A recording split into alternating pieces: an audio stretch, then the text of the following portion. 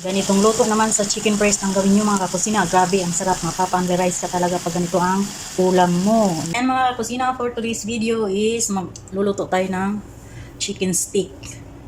So meron tayo ditong chicken breast. Ayan, hiniwa-hiwa ko siya ng manipis. Ayan. So lagyan natin siya ng garlic. Tapos konting salt.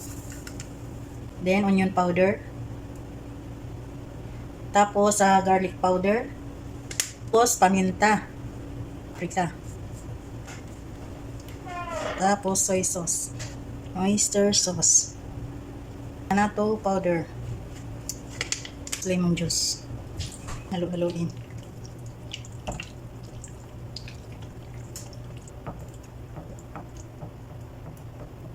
Then marinate lang natin ng mga 1 hour. Yan, iluluto na natin yung ating minarinate na chicken breast. Una, maglagay tayo ng oil.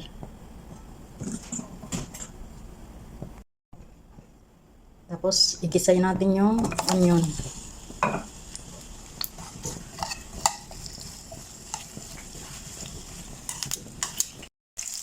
Ayan, after natin magisa, ay hahanguin muna natin. Ayan na siya. Ito side muna natin. Then, ito na yung minarinate natin na chicken breast. Sumay ng apoy lang para hindi siya masunog agad. Ayan. Iprito lang natin siya.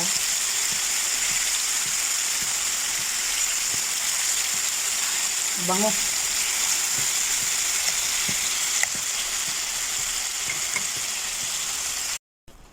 Para siyang tocino.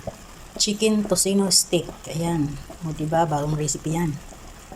So, hintayin lang natin na maluto siya na mag-reduce yung kanyang sauce bago natin ilagay yung ating onion.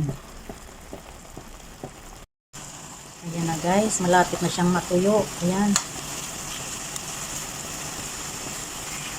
So, malambot na.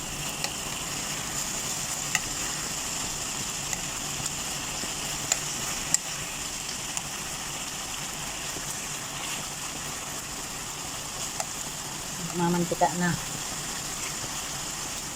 So, ilagay na natin itong onion.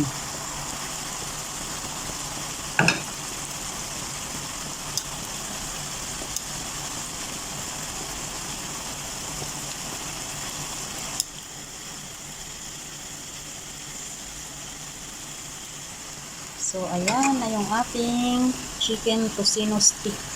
Diba? Sarap. Ganitong luto naman sa chicken breast ang gawin nyo mga kakusina. Grabe, ang sarap. Mapapa-underize ka talaga pag ganito ang ulam mo. Ayan. Chicken tocino stick. My recipe for today's video. Ayan.